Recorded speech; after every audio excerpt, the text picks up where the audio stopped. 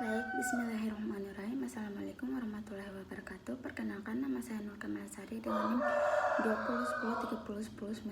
Jadi tujuan saya membuat video ini untuk memenuhi tugas praktikum tugas dari agama dan IPS, dimana yang tentangnya sains, agama, dan Tuhan. Di sini saya akan menjelaskannya.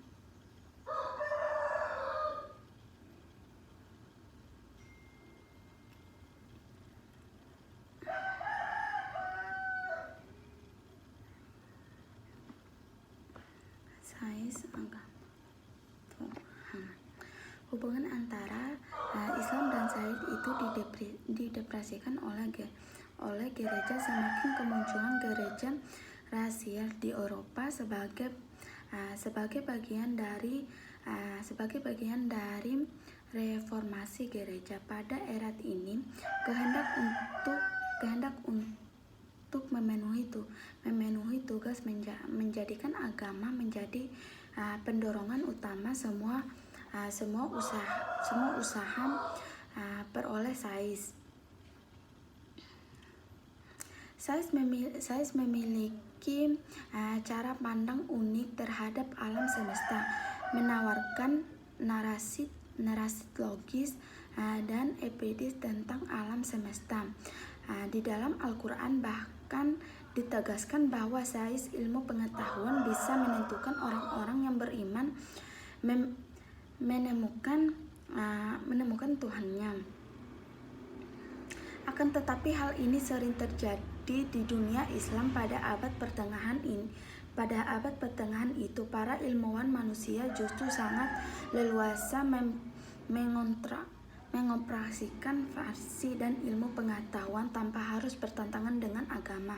Pada zaman itu, ilmuwan Muslim justru menjadi penopang umat berabad manusia.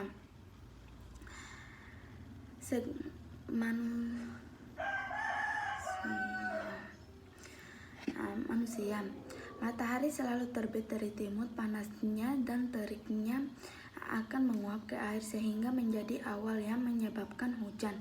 Hujan membasahi bumi, menumbuhkan tanaman yang beraneka macam yang bisa dimanfaatkan sebagai sumber makanan bagi makhluk hidup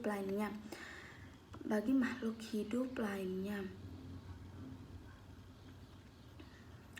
Selanjutnya, agama dan pertumbuhan awal sains. Pertumbuhan awal sains melibatkan interaktor dan sumber daya yang memadai. Oleh karena itu, pada sejarah sains, entitas dan memungkinkan melakukan hal itu ialah instruktis negara dan agama. Sistem pendidikan sekolah dan universitas di seluruh dunia pada mulanya terdiri dari perkembangan untuk kepentingan agama. Mereka belajar untuk memahami Tuhan, mulai dari agama pengetahuan, menemukan bahwa betapa sempurnanya Tuhan mengatur alam semesta.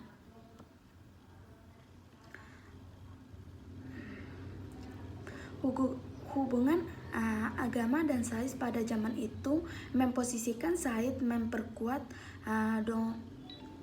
dogma norma agama. Ketika kitab suci mengatakan bahwa Tuhan menciptakan alam, maka sains bekerja untuk membuktikan betapa sempurnanya hukum yang mengatur alam. Sempurnanya hukum alam menjadi bukti kuat tentang betapa hebatnya Tuhan menciptakan hukum alam.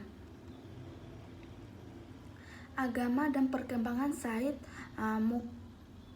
mutakhir memahami penjelasan sains dan yang semakin logis. Masyarakat manusia semakin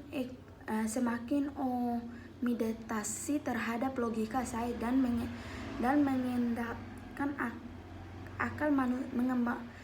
mengedepankan akal manusia, sehingga sains seakan-akan menjadi agama baru yang seharusnya segala sesuatu harus bisa dijelaskan dengan akal.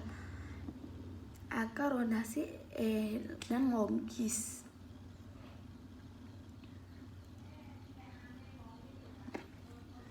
Selanjutnya, ketika Said maju lambat laut, manusia mulai menyadari bahwa Said tidak hanya bisa menjelaskan sebagai fenomena alam, melainkan seharusnya bisa digunakan untuk menjelaskan seluruh fenomena alam.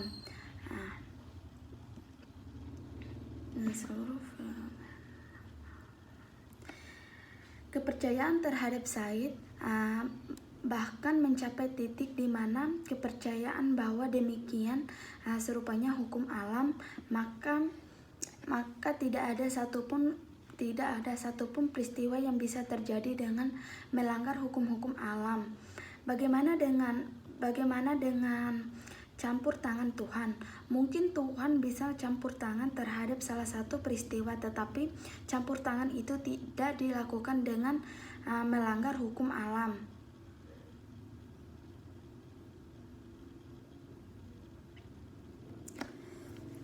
Secara tidak sadar, para agamawan mulai meluncurkan sifat maha kuasa Tuhan. Tuhan tak akan bersifat semena-mena melakukan tindakan yang melanggar hukum alam di luar nakar maupun terpaksa. Tuhan juga harus mengikuti hukum alam, seakan Said menajam menjadi lebih kuat daripada Tuhan.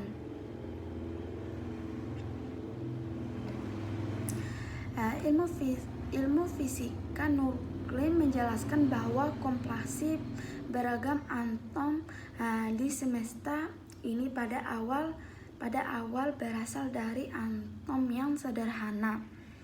Materi yang sederhana juga berevolusi dalam periode miliaran. Tuhan membentuk galaksi, planet, dan segala isi di semesta ini.